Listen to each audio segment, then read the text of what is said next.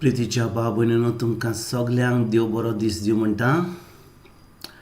आयज सोनवार आनी आमचें शिवर्तमान जावन आसा मातवाची 10वी चीट 24 ते 33 पर्यंत 24 to 33.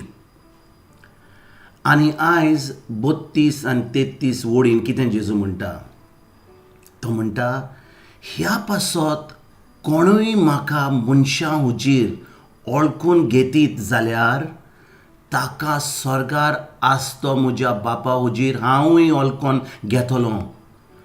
पूण मनशां हुजीर कोणूय म्हाका ओळखून घेना जायत तर ताका स्वर्गार आसतो म्हज्या बापा हुजीर हांवूय ओळखून घेवचो ना. भाव भयणीनो, कितें म्हणूंक सोदता जेजू ह्या वेळार? जेन्ना आमी ह्या स्वर्गार ह्या संवसारांत आसात तेन्ना आमी जेजूक ओकळटा, आमी ताका दिनवासता, आर्गां दिता, मागणें कोत्ता.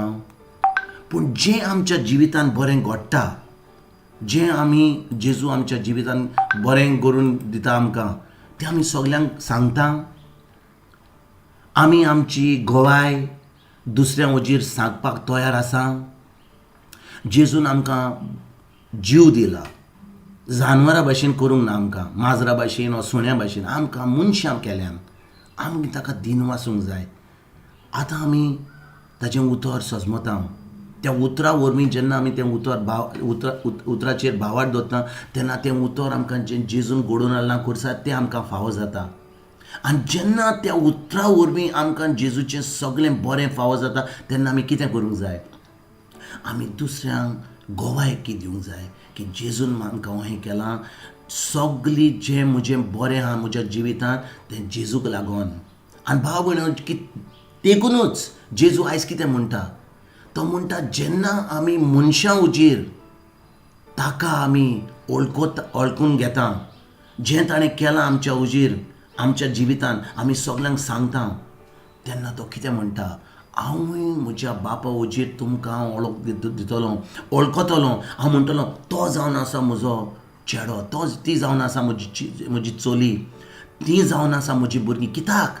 जें हांव बरें कोत्ता तांच्या जिवितांत तें ओळखून घेतात. जें हांवें बरें केलां तांच्या जिवितांत, जें हांवें खुर्सार तांकां जोडून हाडलां, त्या भावार्थ वरवीं जें तांकां बरें फावो जाता तें ती सगल्यांक सांगतात आनी दुसऱ्यांचो भावार्थूय वाडून घेता. कित्याक भाव भयणीनो, जेन्ना आमी जेजूचेर भावार्थ दवरता, त्या उतराचेर भावार्थ दवरता, तें उतर आमकां सदांच जोयत दिता.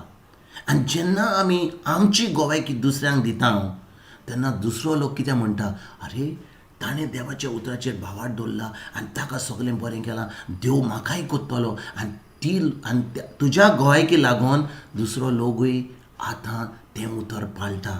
भाव भयणीनो, पूण जेन्ना आमी सगळें बरें घेता जेजूचें, देवाचें सगळें बरें जाता आमच्या जिवितांत, आमकां बरी सावूद आसा, बरी फामील आसा, सगळें बरें देवाचें आहा, आनी आमी दुसऱ्यांक सांगूंक पावना. जेजू कितें म्हणटा, तुमी जेन्ना म्हाका मनशां हुजीर ओळखून घेवची ना तेन्ना हांव तुमकांय म्हज्या सुर्गीच्या बापाच्या हुजीर हांव तुमकां वळखोचो ना. कित्याक? आमी फकत सजमता की आमकां जें बरें आमच्या जिवितांत आयलां, आमच्या कोन्या वरवीं आमी वावर केला, आमी सगळें आमी हुशार आसात, आमी सगळें आमीच करून आहात आमी. पूण जेन्ना आमी सगळें जें बरें जालां आमच्या जिवितांत तें आमी देवाक भेटयता आनी देवाक आर्गां दिता आनी जेजूचें नांव परगट कोत्ता, जें ताणें आमच्या जिवितांत केलां. तेन्नाच की जेजू म्हणटा, म्हज्या बापा हुजीर हांव स्वर्गार तुमकांय ओळखतलो आनी सगळें बरें जें आहा तें तुमच्या जिवितांत फकत तें सांगलां तें न्हय, पूण ताजेहून व्हडली वस्तू हांव करूंक तयार जातलो. भाव भयणीनो, जेन्ना आमी आयज शिवर्तमानाचेर नियाळ कोत्ता, खूब वस्तू आयच्या शिवर्तमान, पूण फकत ह्या 2 वडीचेर आमची चोत्राय दवरया. आनी कितें पळयता आमी, जेन्ना आमी सगळे आमच्या जिवितांत, ह्या दिसांनी कोरोना व्हायरस चलता, लोकांक हॉस्पिटलांत वचून थंयसर पयशे दिवचे पडटा ऑक्सिजन घेवपाक भितर आमच्या तांकां विस्वास सोडपाक. आनी आमकां फ्री ऑक्सिजन मेवता. देवान आमकां बरी सावूद दिल्या, आमकां कसलेच पयशे दिवपाची गरज ना. बरें ऑक्सिजन घेवपाक आमकां सगळें फ्री दिलां जेजून.